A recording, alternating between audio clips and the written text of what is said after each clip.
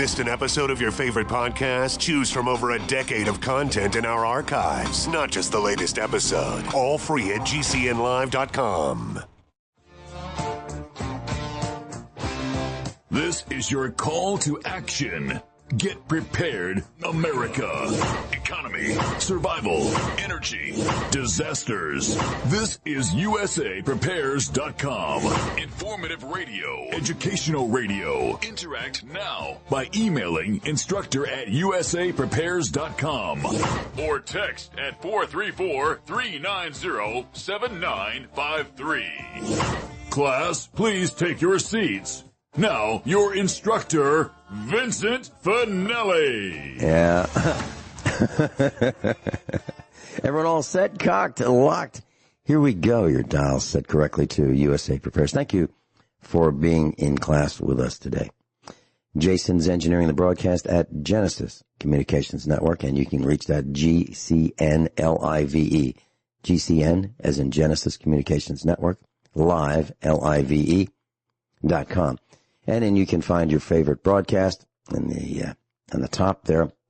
There's a drop-down menu in the upper left, and or you can listen to click on Listen Live, and click on the broadcaster or broadcasters of your choosing in the upper left-hand corner of GCN Live. Thank you very much, Genesis Communications Network.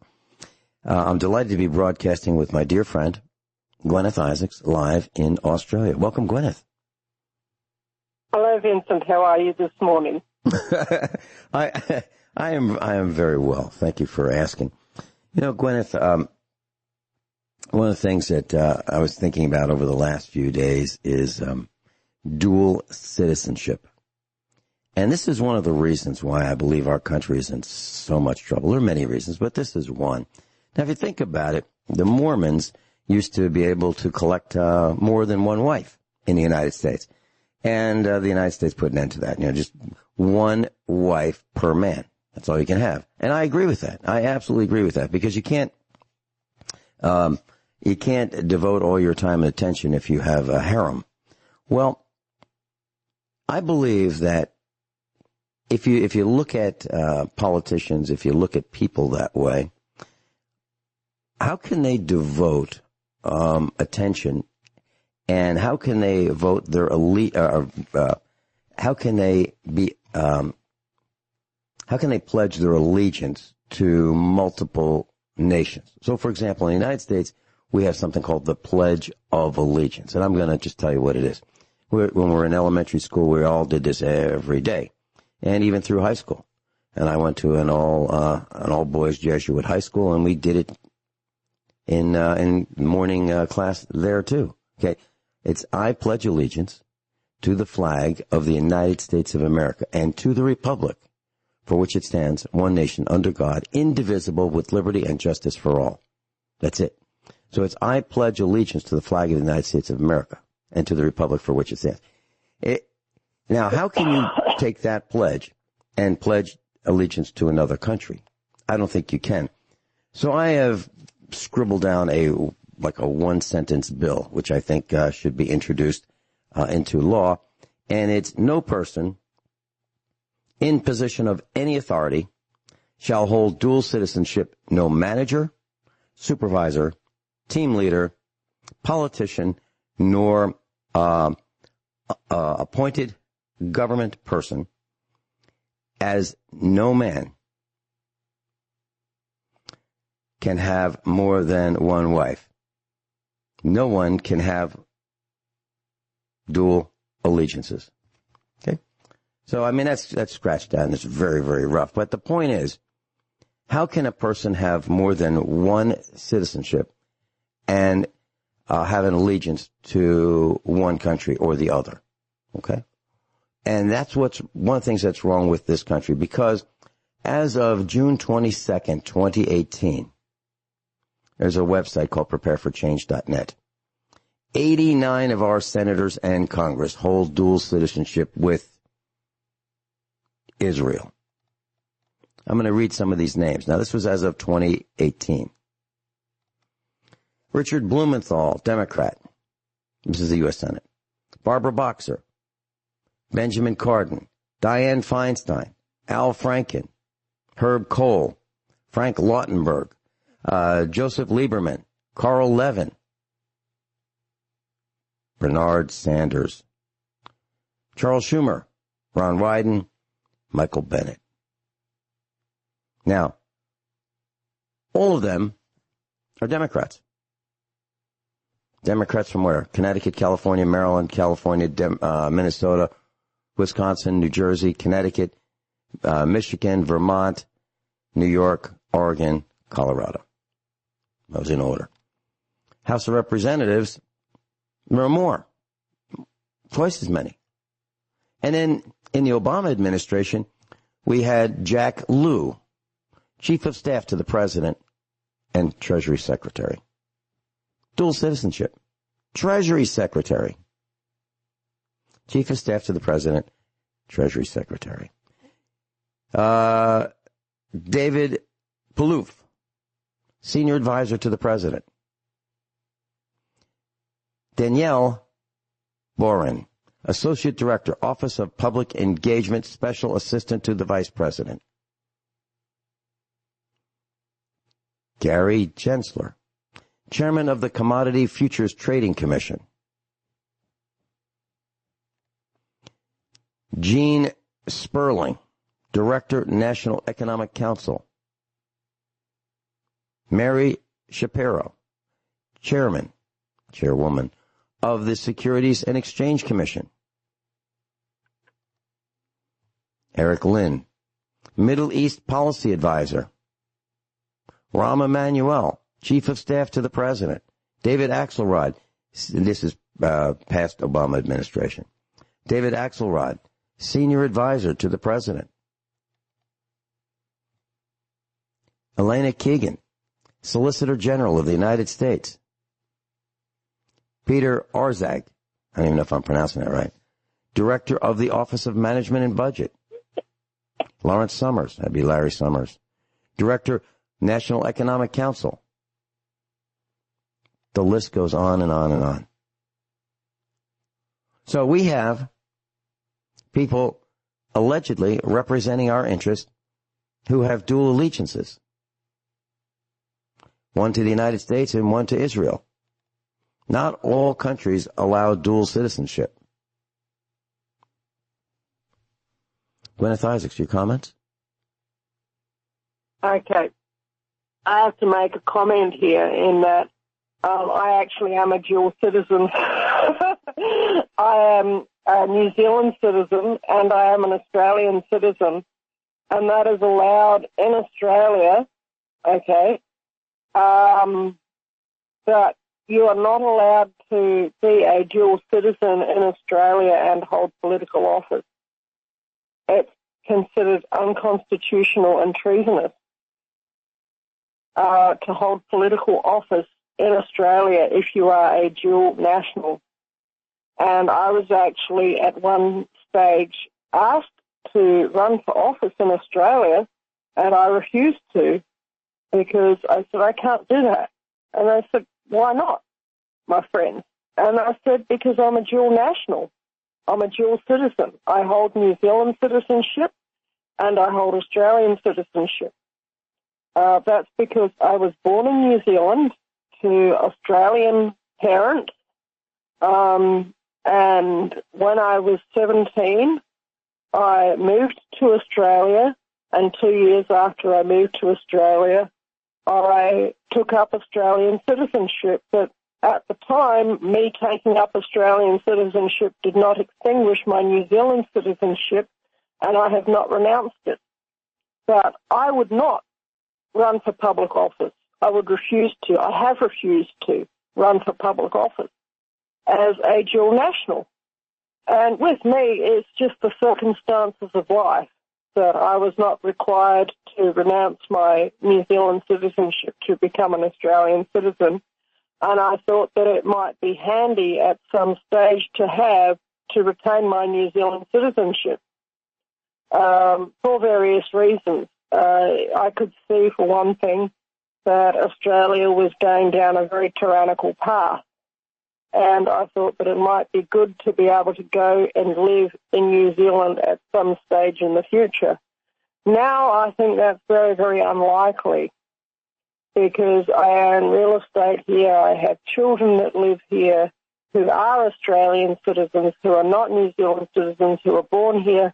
And, you know, life takes over. But I still haven't renounced my New Zealand citizenship. But I would not be allowed under the Australian Constitution to stand for public office, and I would not do so. And I think that it's wrong. If you are going to stand for office, you need to be a citizen of that country and no other.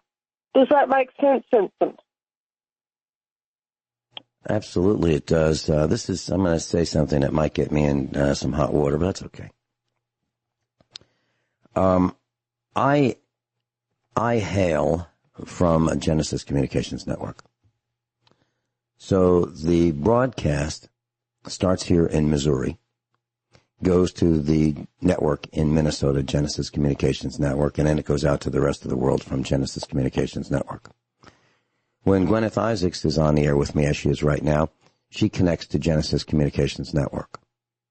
And then the signal goes out from Genesis Communications Network. It goes to affiliates, and it goes to the satellite, and it goes to the internet, and it goes to podcasts, and Ron Gibson picks it up. So it goes out through AM, FM, satellite, YouTube, telephone listen line, every way you can probably think of. And that's wonderful. Now, I had been asked to do a favor for another network. And this favor put me in a moral dilemma just by asking for this favor. And I said, I cannot do this favor because I have an allegiance to Genesis Communications Network. So think of it like this. Think of it like ABC and CBS, and having originating from ABC, American Broadcasting Network, and having someone at CBS say, "Hey, can you do me a favor? We need you to be a spokesperson, or we need you to do a favor, or we need you to do some publicity, or we need you to do a fundraiser, or we need you to do something for us. Can you do that?" And the answer is, I can be there while you guys do it, but I can't do it because I have an allegiance to ABC, for example. And that got me in a lot of hot water. It might actually even get me removed from an affiliate of USA Prepares. That might happen. I don't know if it'll happen. If it does, okay. But if it doesn't, okay. Either way, believe it or not, is okay with me. I've never heard a broadcaster say, well, if we lose an affiliate, that's okay. Broadcasters don't say that. Broadcasters do not say it's okay if we have fewer listeners. Because our economic system is based on more. Capitalism is based on growth. But what I'm saying is there's morality, there's ethics, and that's something that I cannot do. I cannot cross that line. Me. Right now, I can't do it. And I won't do it. And that's what dual citizenship is all about. It's about crossing and blurring those lines. And allegiances. So who are these senators and congressmen? All right. Broadcasting with Guineith Isaacs. She's live in Australia, and I'm here in the United States, in Missouri. And joining us, Kyle in Montana. Welcome, Kyle. Hey, good morning, Vince. You know, your integrity and a lot of the people that are instructors in this in your group of friends feel the same way about a lot of things.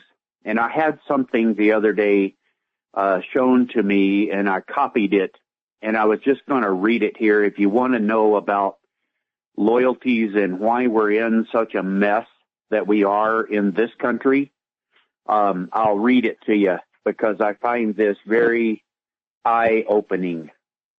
And it'll take about, a little over a minute, I think. But would you mind if I did that? No, go ahead. Okay. Go ahead. All right. Yes. Here's how it goes. Yes. California Governor Gavin Newsom is Nancy Pelosi's nephew. And yes, Adam Schiff's sister, you hadn't heard nothing yet. And yes, Adam Schiff's sister is married to George Soros's son. And yes, John Kerry's daughter is married to a mullah's son in Iran. And yes, Hillary's daughter, Chelsea, is married to George Soros's nephew. If you had a hunch, kidding me. If you had a hunch One that big the happy news, family. I've still got more. Yeah, hang on. Oh my God! If you had a hunch that the news system was somewhat rigged and you couldn't put your finger on it, this might help you too to solve the puzzle. ABC News executive producer Ian Cameron is married to Susan Rice, Obama's former national security advisor. CBS president David Rhodes is the brother of Ben Rhodes, Obama's deputy national security advisor for strategic communications. ABC News correspondent Claire Shipman is married to former Obama White House press secretary Jay Carney. ABC News and Univision reporter Matthew Jaffe is married to Kate Hogan, Obama's former deputy press secretary. ABC President Ben Sherwood is the brother of Obama's former special advisor, Elizabeth Sherwood. CNN President Virginia Mosley is married to former Hillary Clinton Deputy Secretary Tom Nides. Trump has been right all along. Fake news is generated by this incestuous relationship. Doesn't that just blow your mind? I mean, it blew mine. I couldn't believe it. Yeah, and all the presidents are related except for one. Yep, all of them. Yeah, they're all cousins. Yeah, so if you're wondering how we got in this mess, well, I've been referring to part of it as the synagogue of greed, the synagogue of greed. And so while we're on this topic, if you want to watch a riveting, absolutely riveting YouTube video, this could get us thrown off the air, just me saying this. But if it does, okay. Go to YouTube and type in the words synagogue, next word of, O-F, next word Satan. Type that in. Be prepared to sit down for a while and watch it. And you will see historical fact laid out right in front of you, who's related to who and how things happened, including the First Great Depression, including World War I, including World War II, including the endless conflicts that are just sapping our economy. And currently, this helicopter money from the United States government, $1,200 for every man, woman, and child, free, in quotes, is going to cost us dearly. And I can prove it to you. If you want to buy a battery charger, a used battery charger, I used to be able to buy them for $25 shipped, a used one. Not anymore. They've doubled in price. That's one item. How can that happen? Kyle, please stay with us, and Guineith will be with us. We'll be right back. So I'm reading that Bernie Sanders, who was running for president of the United States of America, has dual citizenship. I'm also reading that, no, he does not have dual citizenship. And he said that publicly that he does not have dual citizenship. So what's the answer? I don't know. But how do these questions come up? But 89 people in Congress with dual citizenship, 89 of our senators and Congress people have dual citizenship with Israel. That's That's what's said on prepareforchange.net. You can look it up. Guineith, did you have any comments on what Kyle said? Yeah, it's, you know, you find that a lot of people are related to people.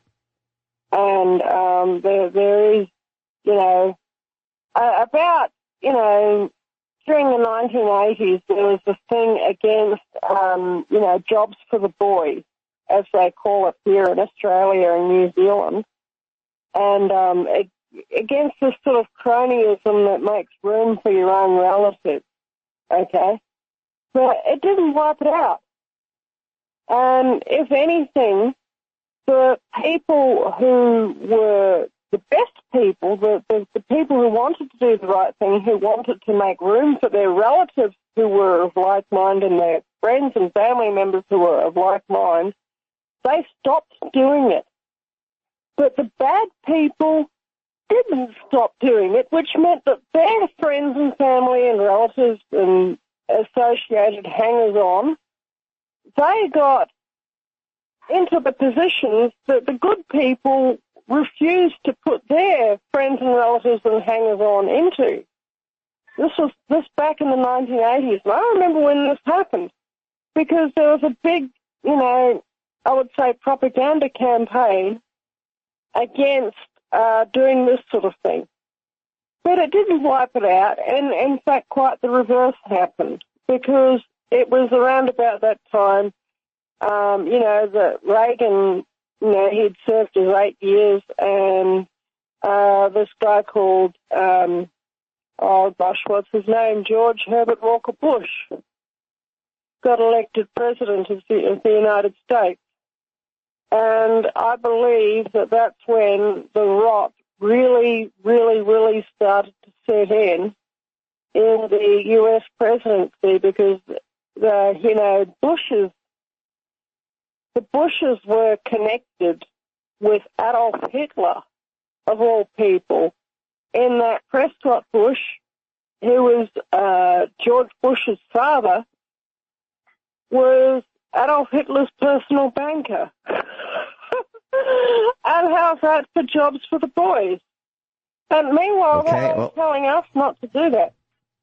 So the good and people, how about, they're telling us not to do it, and they're doing it.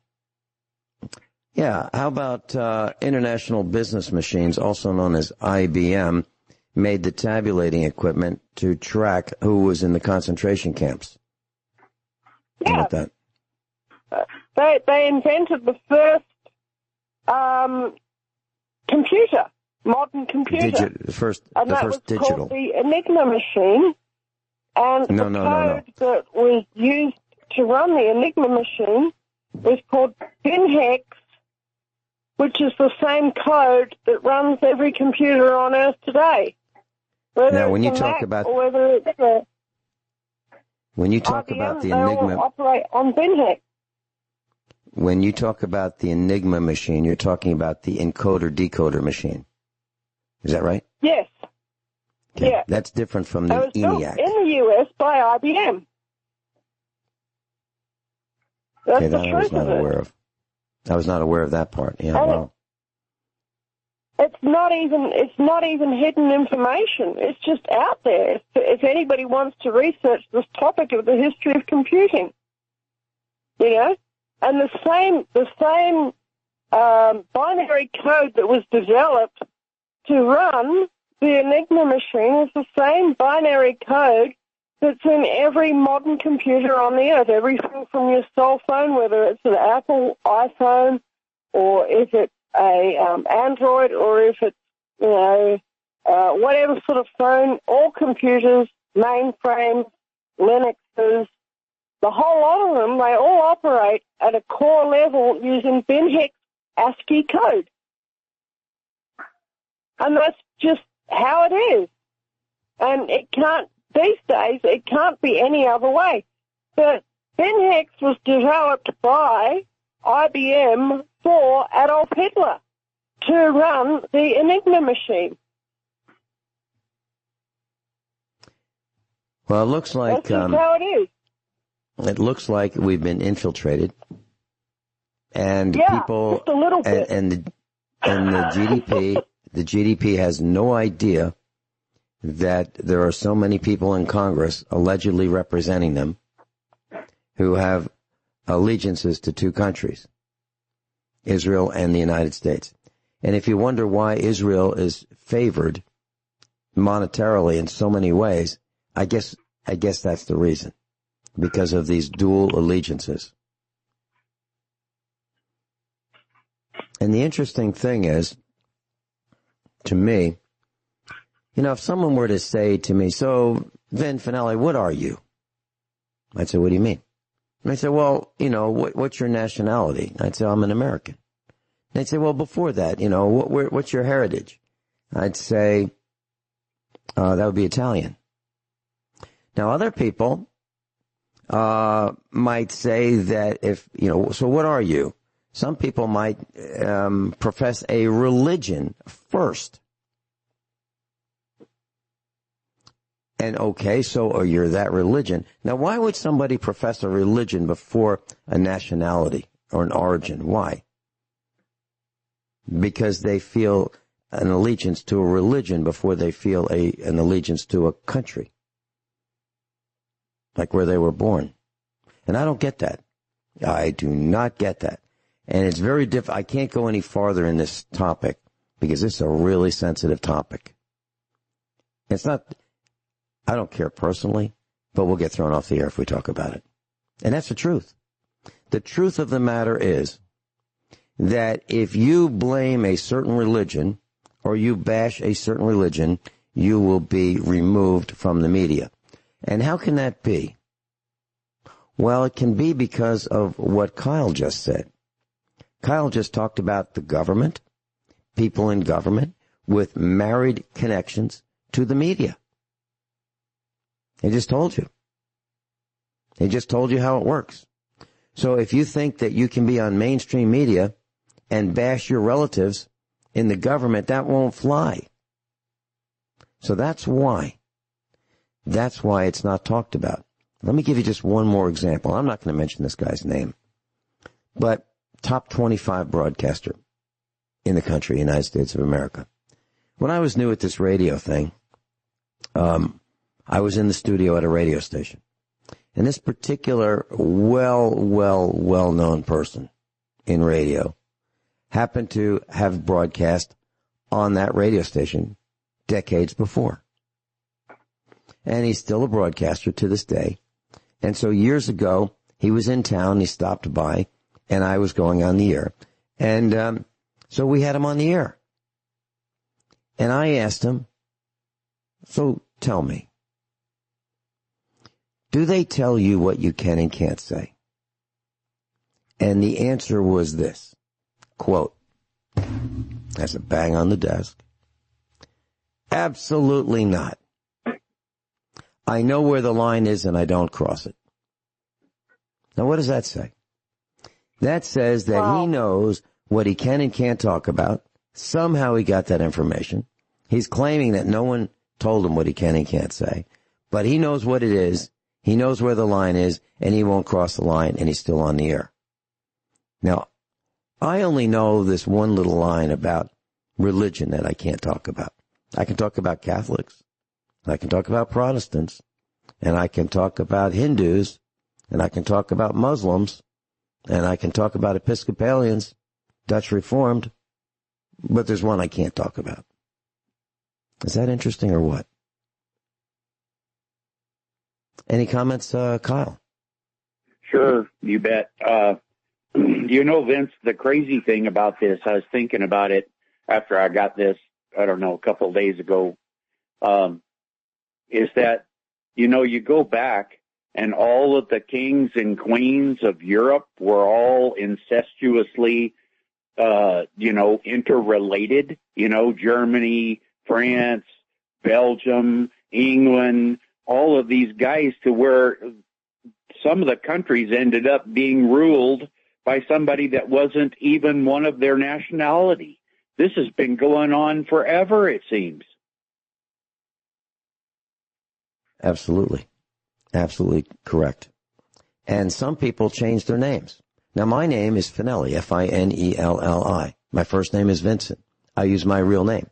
But there are other people who are on the radio and hold positions who have changed their names. Michael Weiner. Michael Weiner. You know him as Michael Savage. He's changed his name. Now, some people would say, well, yeah, but it's more Americanized and, you know, it sounds better for radio and, but his real name is Michael Weiner. And there are actri, maybe actors and actresses, who have changed their names.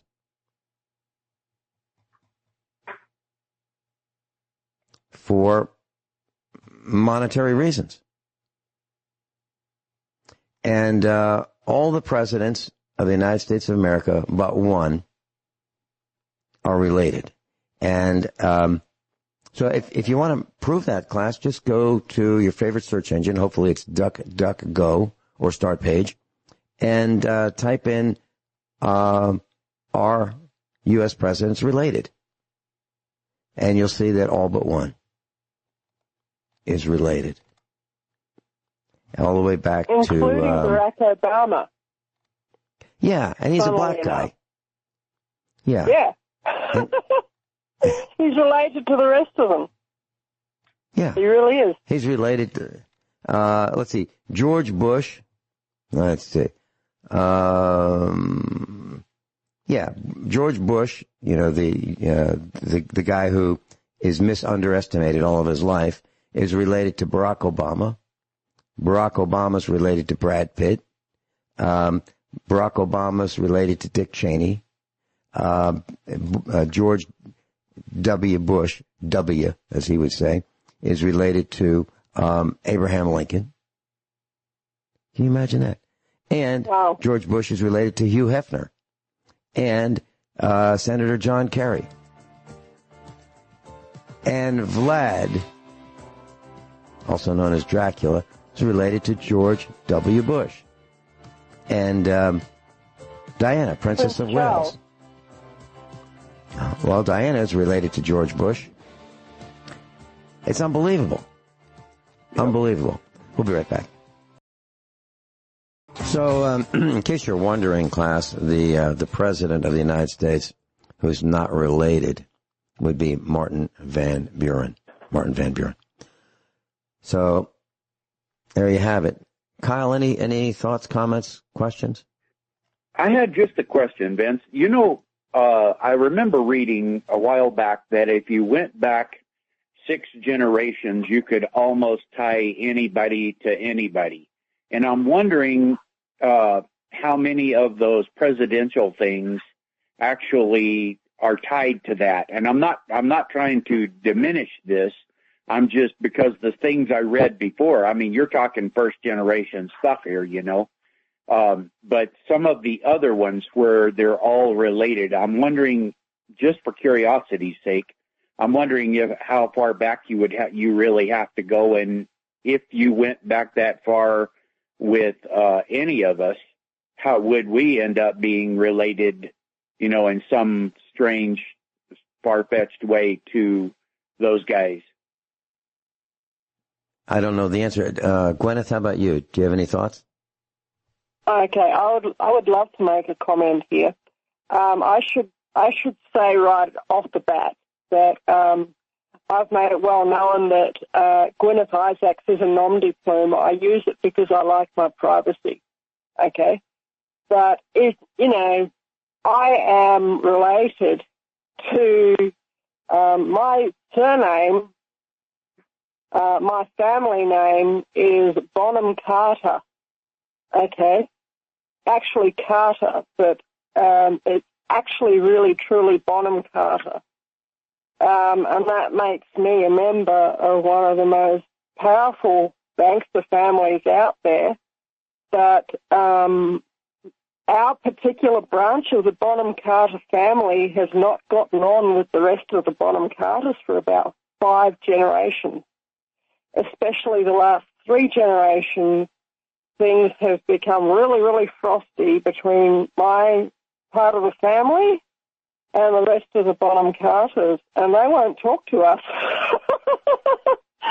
But, you know, the blue bloods tend to marry each other. They don't tend to marry people who are not blue bloods.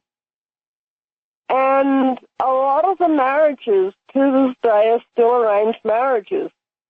And as it happens, my mother's family is also a blue blood family, quite a powerful blue blood family in England, okay?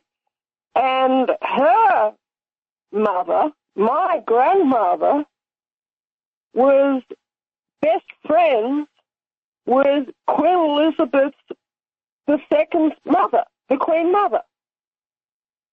And that my grandmother was actually best friends and neighbours with the Queen Mother in England.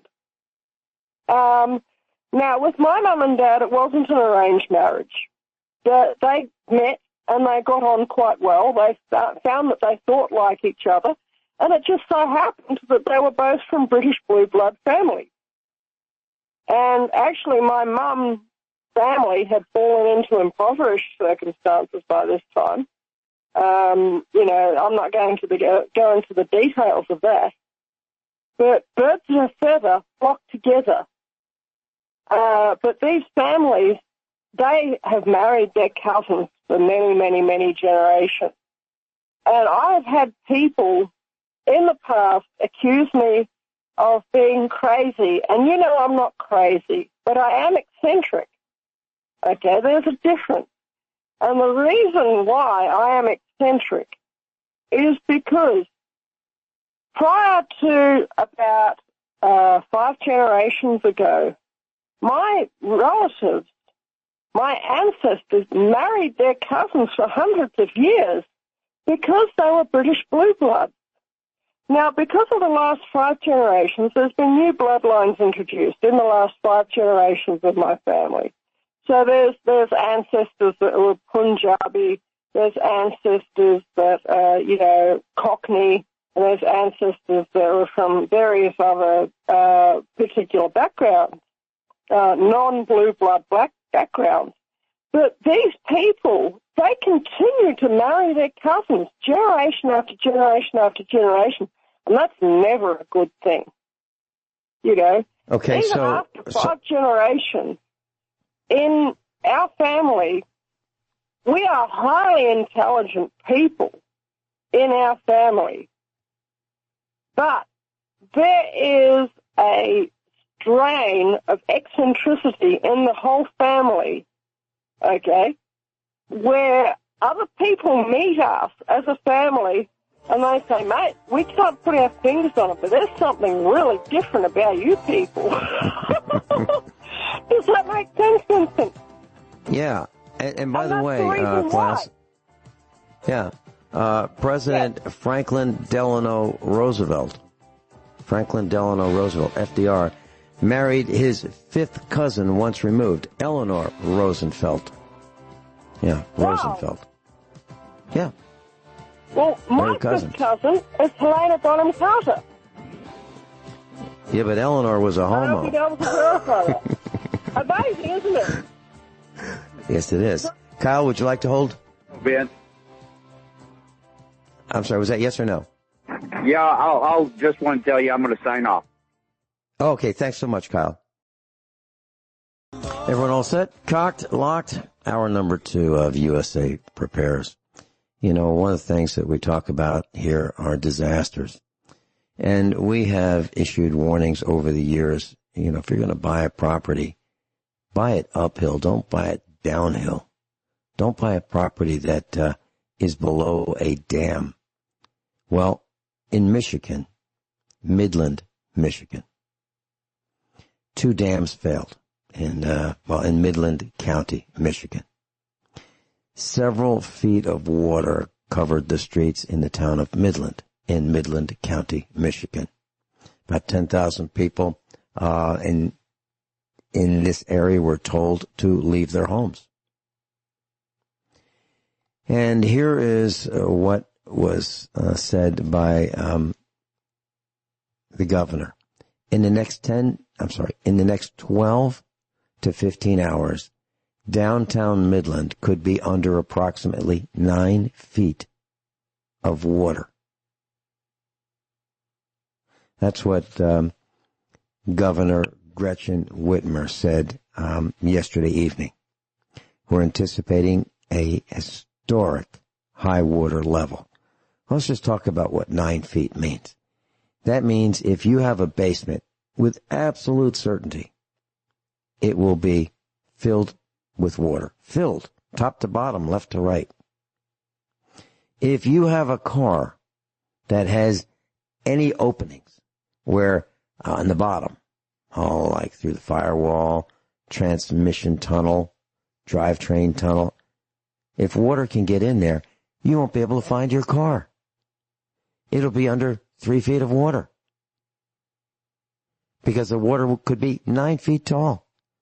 So the roof would be the highest point and water would be 3 feet above that. If we're talking 9 feet of water, that can, even if you don't have a basement,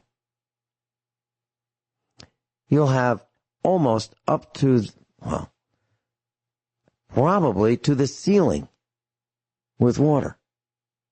Because typically a ceiling is 8 feet, and a house that's on a slab might be 1 foot up. So that means 8 plus 1 is 9 feet. That means that the water level would be up to the ceiling. That means all the windows will be broken. That means there's no going back to your house. Because when the water subsides, there'll be nothing but mold in the house. The appliances won't work.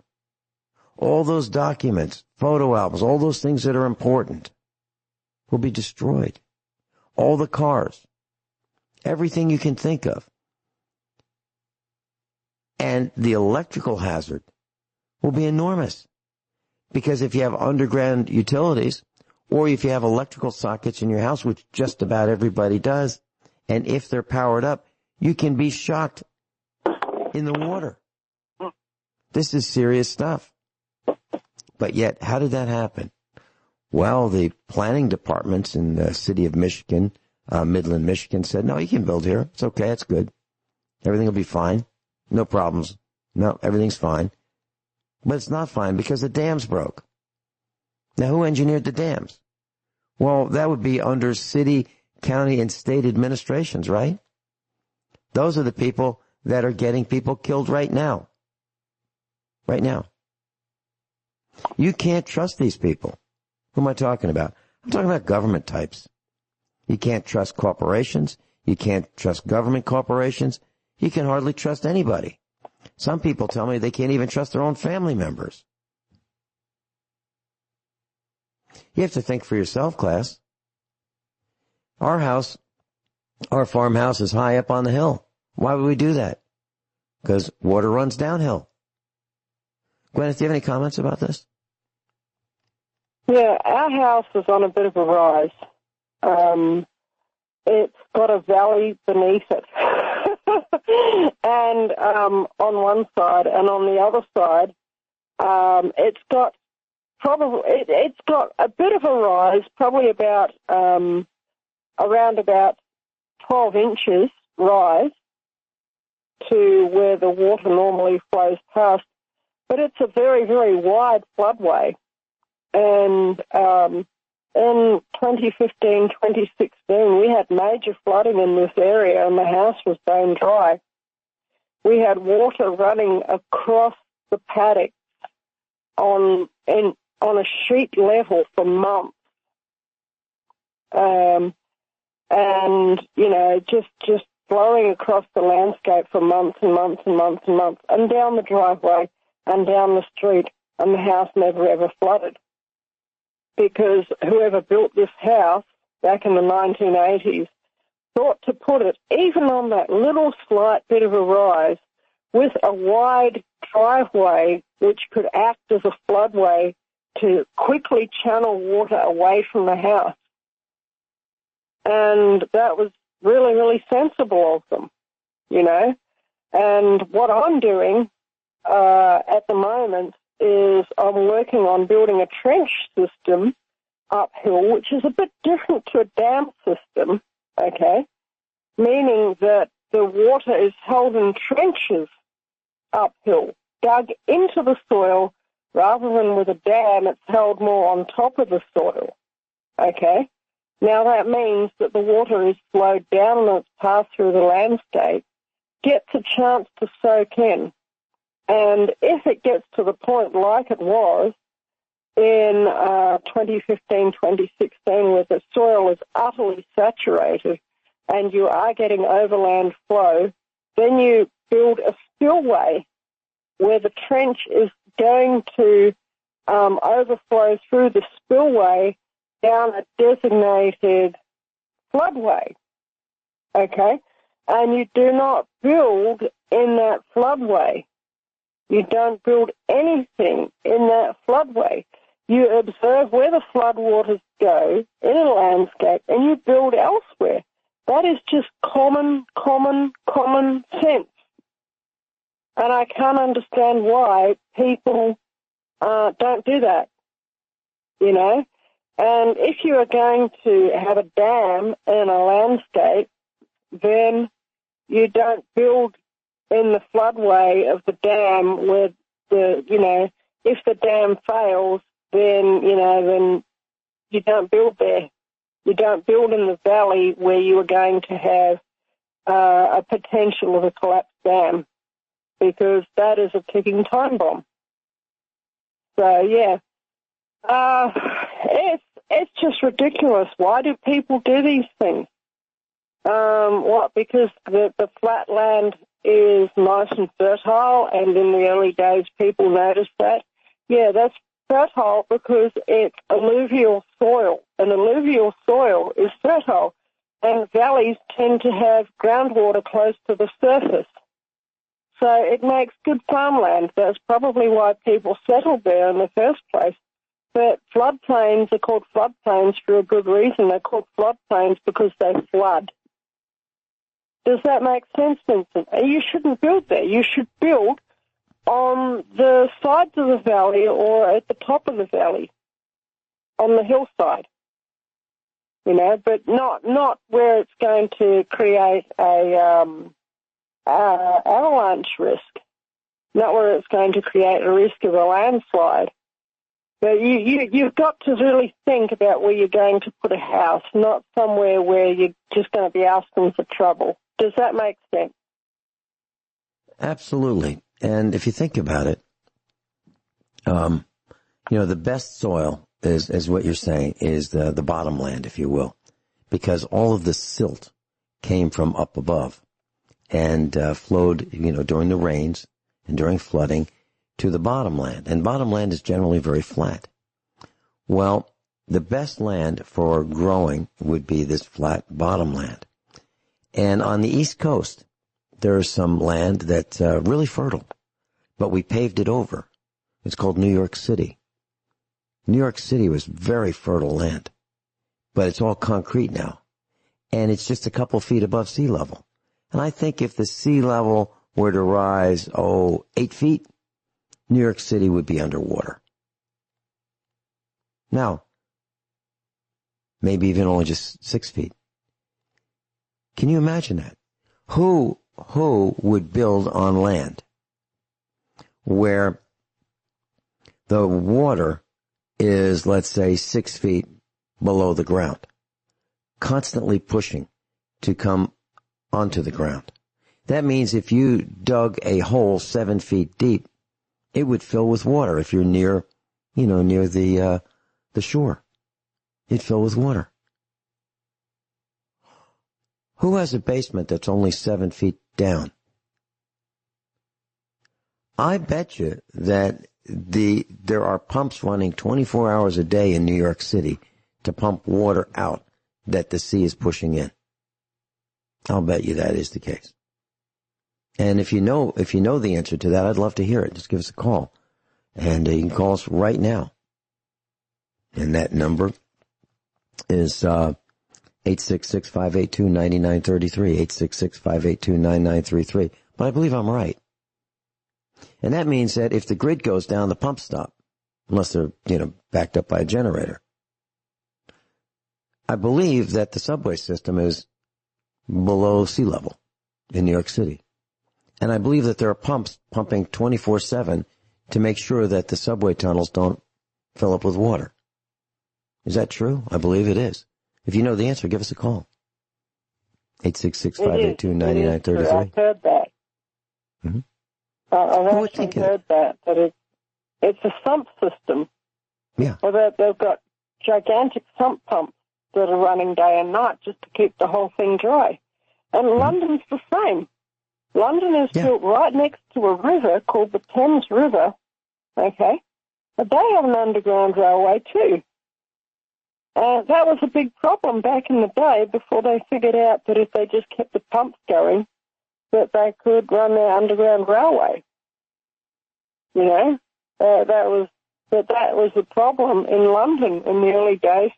And a lot of cities, a lot of really major cities are built next to rivers because rivers are really good places to park ships. And when you've got ships parked, then you need to have somewhere to sell the stuff that comes off of the ship. So then you have markets spring up around the port. And when you've got markets, then you need banks. Where you've got banks, you need security, so you need things like police forces. And when you've got markets, you need transport systems to get what you're, offloading from the ship to the little peripheral towns round about the place. This is why cities spring up on floodplains. Because the soil's fertile. Yeah. If you think about this, it's absolutely nuts that New York City is dependent on pumps to pump out the water to keep it from flooding. And London. It's crazy. Guineith Isaacs is with us, and we're talking a little bit about preparedness. And if you have a house that's in Midland, Michigan, it's kind of too late to get out of the way. But here's something to think about. You know that when you flush your toilet or when you run water down your sink, it goes downhill. You know that. It's 100% certainty. Unless you have a pump to pump it uphill, like a sewage pump, it goes downhill. Septic systems are tanks in the yard. And what happens is there's typically a 4-inch pipe that brings the waste liquid, waste solids and liquids, to this tank. The tank may be 1,000 gallons, 1,500 gallons, and the solids settle down to the bottom of this tank, and the liquids rise to the top. The liquids go out into what's called a leach field. And a leach field is nothing more than perforated pipe that the liquids go into the ground. They go into a gravel base, and it waters the lawn, believe it or not, from the bottom. And it's a great system. The sun disinfects the liquids, if there are any. The ground disinfects it. The grass uptakes it. It's a great system. It works really, really well. And unless you have roots that break up the pipes, it will last generations. All you have to do is pump out the solids every 10 years or so. But here's what I want you to think about. Septic systems are at the lowest point on the property. Either they're excavated down, underground, lower than the foundation, or they're downhill from the foundation. And the reason is because water runs downhill. You don't need a pump. But so is the sewer system for the city. That's downhill too. So when you have flooding of 9 feet in the city, do you think it's possible that the sewage treatment facility is going to be underwater? What is the likelihood? Oh, I'd say about 100%. What is the likelihood that the water supply will be contaminated by the sewage system? I'd say about 100%. Now, why is that? Because fresh water runs downhill too. So where do you get your fresh water from? Well, it comes from wells or lakes or streams or reservoirs, and those are downhill. So what's the likelihood of a cross-connect between the septic systems and the water supply? Pretty good. They're probably going to tell people in Midland, Michigan, boil your water and get out of town. It's going to take months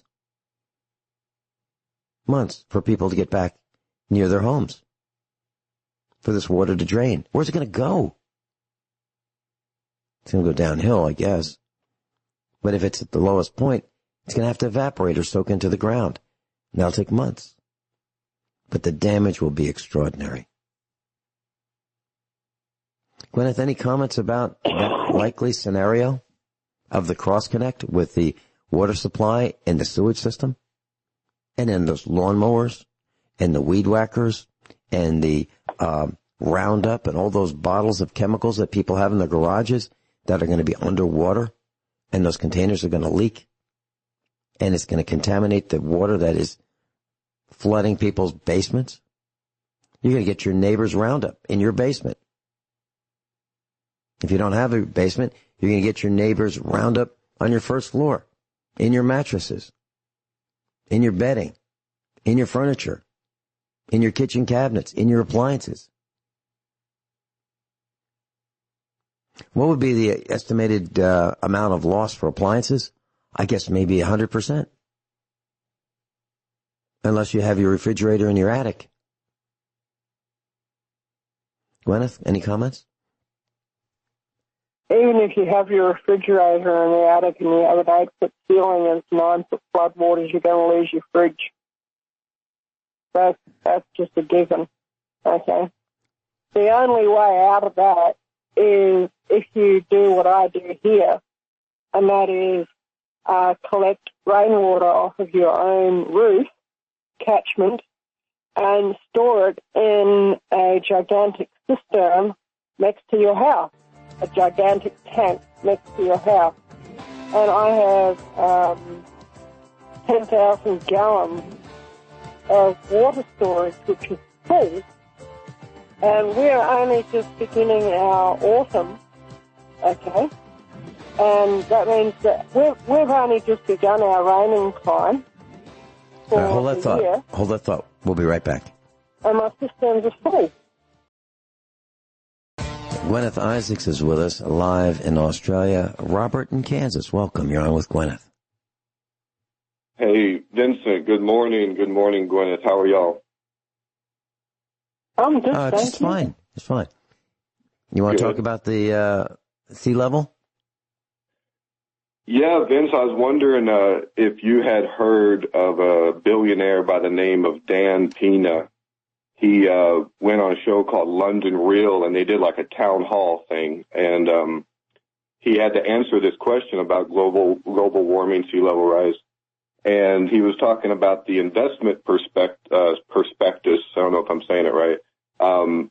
He looks at those, and he was talking about how he's never seen one of them that would say that, oh, well, if sea level rise were to happen or global warming or what have you, then this investment would be worth less or worth nothing.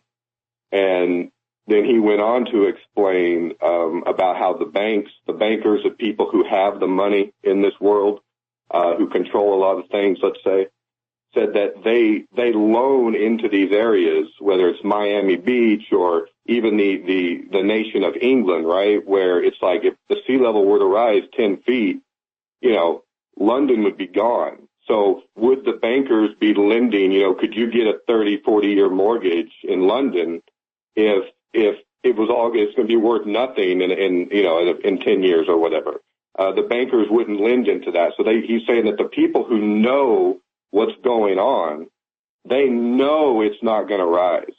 They know it's not. And so it was just an amazing answer from a very rich guy who has a lot of information, and he doesn't think that it's real. He thinks that and then you look at people like Barack Obama. He bought a $14 million mansion recently on 10 feet above sea level, and it's like, well, does Barack Obama know something we don't? Probably.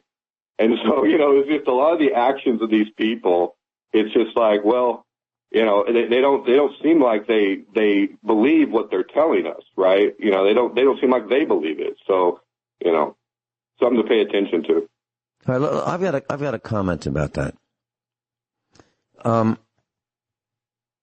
If you look up the word sump pump, S-U-M-P, space P-U-M-P, sump pump, you'll find that lots of houses in the United States of America have sump pumps.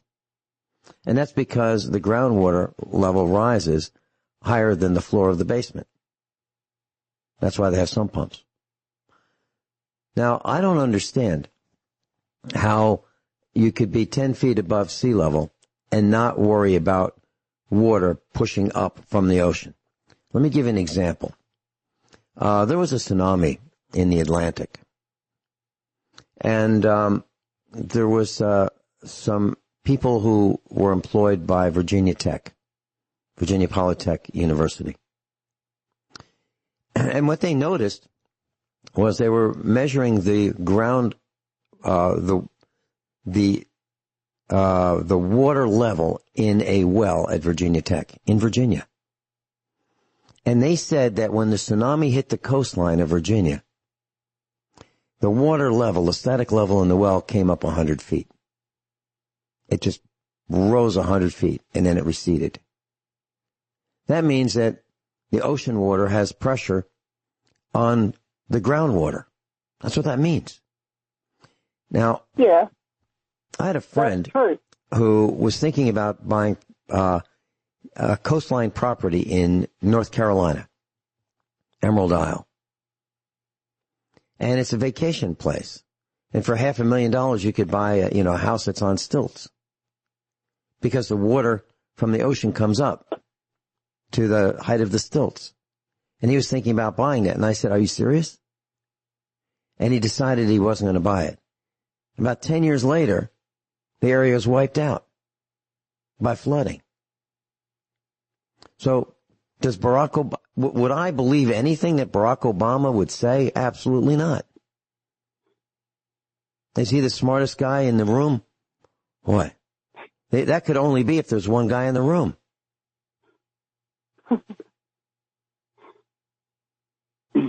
So, Robert, I hope I addressed what you were saying. I don't believe anything that the media or alleged representatives would tell me. Nothing. And I would certainly not follow their example.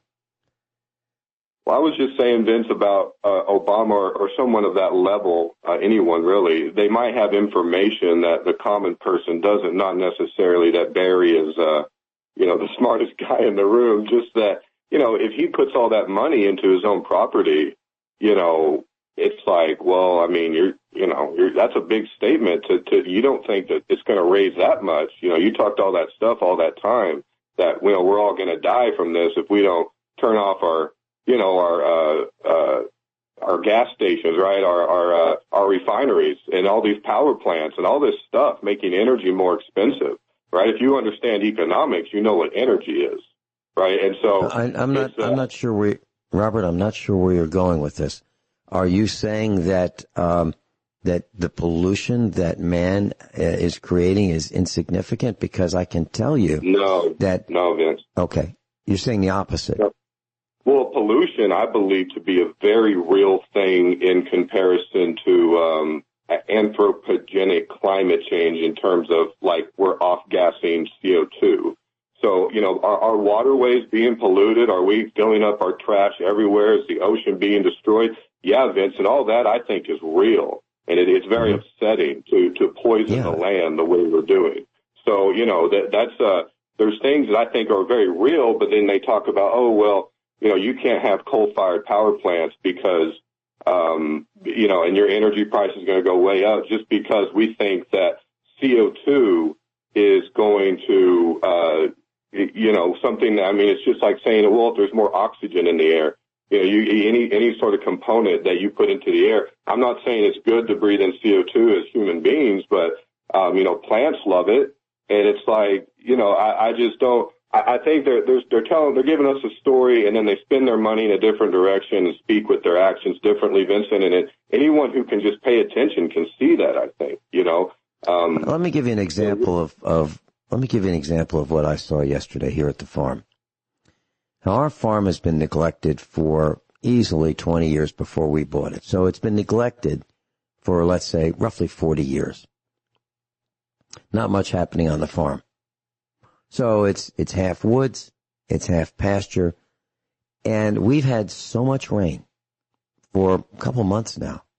Every day, every other day, and the sun hasn't burned off the moisture. So the ground is really soggy. It's so soggy that we took a backhoe, and because of the weight of the backhoe, we could just drive right behind our house. Right, I mean, literally, not very far from the house, less than 100 feet from the house. We drove it in a low area, and we created a stream 18 inches wide. And this stream is running 24 hours a day, 18 inches wide, 2 inches deep all the time because of the tire tracks of this backhoe. Just driving in the back lawn, if you will, created this stream. And then I went to this stream yesterday, and I was looking at it, and oil's coming out of the ground. Now, this is not oil from crankcase drippings. I found this oil all over our farm. All over. Yes, it's coming out of the ground. Now, why is that? Why is that? It's our neighbors where we are. Our neighbors are not in an elevation to drain water onto our farm. So it's not like our neighbors have a 500-gallon fuel tank that's leaking or a buried fuel tank that's leaking. We're above that. So water, this oil is coming from the ground. This is pretty scary stuff. That means you've got an oil reservoir underneath your farm. Well, You've got a natural oil reservoir. You should dig a well, Vincent. Dig an oil well. Okay. You know, wouldn't that be fun to have an oil well in the front yard? Wouldn't that be fun? That would be great. But what I'm saying, is there's so much water here, and there's flooding in Michigan. There are all kinds of threats. You know, did we know about this oil 5 years ago? Absolutely not. But it's because of this nonstop rain. It's because of the nonstop rain or the amount of rain in Michigan that's caused 2 dams to break, 2 of them. This is pretty serious stuff. So when you think about where you're going to live, do you really want to live downhill? I don't think so. But if you live uphill, the soil's not so good. Go ahead, Robert. Well, Vince, I just want to say I had it's kind of tangent to what you're saying, because it was in Missouri when it happened. There was an old timer, very old guy, and he told me something about how when you're looking at the water, you can tell certain things by the way the land is, but he said it's all relative. He said that you could pick like a location that is good because it is good. You did the right thing, but it's all relative. It's all like the local water system. That's all that matters. You could make all the right decisions and put your house in the wrong place because you have to almost, investigate the water system underground to really know what's going on. So I don't know if that's true, but he said it's all local. You could be on a hill. You could pick the right location and then have a problem because it's such a localized situation. So, who knows? All right. Let me give you an example of what he might be talking about. So you have a farm and you've got some neighbors and everything's good. And then one of your neighbors, let's say a mile away, decides he's had it with the heating system. He doesn't want to use the current heating system. And somebody says, we could have a ground heat pump. And we can, what we can do? We can drill a well. We can go down 200 feet. We can drill a hole. And we can extract the heat from the water that's in this well. So we pump the water up, we run it through a heat exchanger, and then we use that heat to heat the house, or we dump the heat back into the well in the summertime to cool the house. So you have a ground source heat pump. And then something fails in the heat exchanger, and the compressor fails, and the oil in the compressor goes into the heat exchanger, and it goes down to the bottom of the well. Now, your neighbor, who you just love, just polluted the entire area's water supply. That could be what you're talking about, being local. So, Vincent, are you thinking that the oil on your land, are you thinking that it's coming from the earth, or do you think it was dumped there before, like it's old oil, or what are you thinking? I believe that it is oil coming from the ground. And the water is, yes, and the water is forcing it up. And I don't like it, because I like the farm the way it was, a couple months ago. Really. And it's not just us. It's other places as well. It's this iridescent-looking stuff on top of the water. Now, on the East Coast, that would be pollution. Here, I think it's oil coming up. Maybe it's coming from fracking. We'll be right back. Guineith Isaacs is with us, and Robert's in Kansas. And I'd love to hear Gwyneth's comments on this. But in Oklahoma, a state bordering Missouri, where we are, it's been estimated that in 7 years, from 2005 to 2012, Oklahoma used 10 billion with a B gallons of fresh water with an F in fracking operations. 10 billion gallons of fresh water in fracking. And that's to loosen up oil. Now, Oklahoma's not alone. 32 of the 50 states in the United States have been fracked. 32 out of 50 as of 2013. You can find that on ecowatch.com. So, Guineith, what is your thoughts about fracking?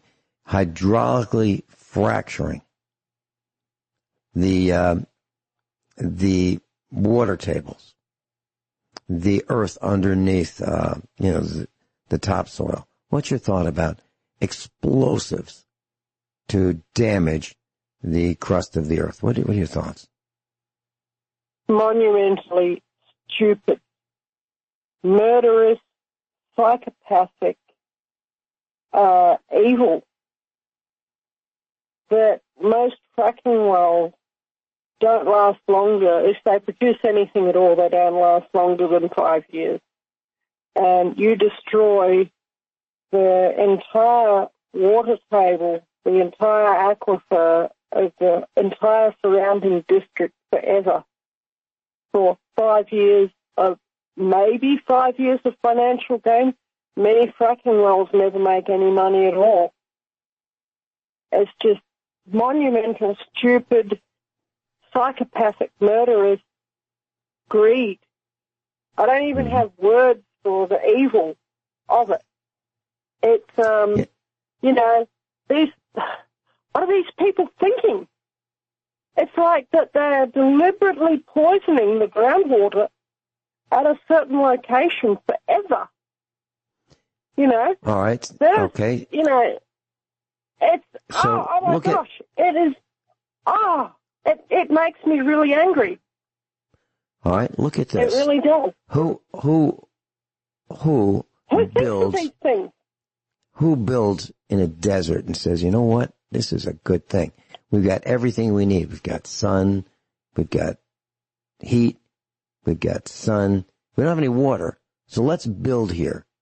Other than Las Vegas, why would anybody build in the desert when there's no water or very little water, or the water has to be imported? It's like this. I live in a semi-arid area, and I'm completely self-sufficient in my water supply because I have a roof catchment that is of a certain area, and the people who built this house put a cistern in which is fed from the roof catchment. And when I bought this place, I took one look at the existing cistern and said, that's not big enough. And I put a second cistern in to more than double the water storage. And I said, yeah, that's good. And I did other things to conserve the water. It is possible to build in a desert, but you've got to be a lot more clever about it. You can't just use water like you would somewhere like New York City. You can't do that. If you're going to live in an arid or a semi-arid area, you have to think about water in a very, very different way. And you have to really research how people live in semi-arid and arid areas. And that goes to how do they operate their toilet system. Well, here we have a dry toilet, okay? And that gets, basically composted, put onto fruit trees and such like. And, that means that our toilet system doesn't use any water. And the shower and the bath water gets put into a soak, which helps to water a fruit tree, mint patch, and a herb patch for herbs that need a lot of moisture, and the pipes are buried underneath it, but the plants find their ways down to the root. And it affects what sort of soap we use. I refuse to buy white soap because white soap has titanium in it. And I don't want a whole lot of titanium building up underneath my herb garden. So I buy yellow laundry soap or I buy clear soap, Pears type. I don't know if you have Pears soap. Oh, yes, in America. yes, we do. It's expensive. Just a quick comment, yeah. Guineith. New York City has the most expensive municipal water supply, or one of them in the world, and the water comes from really? up to 125 miles away from the city. New York City can't supply its own water.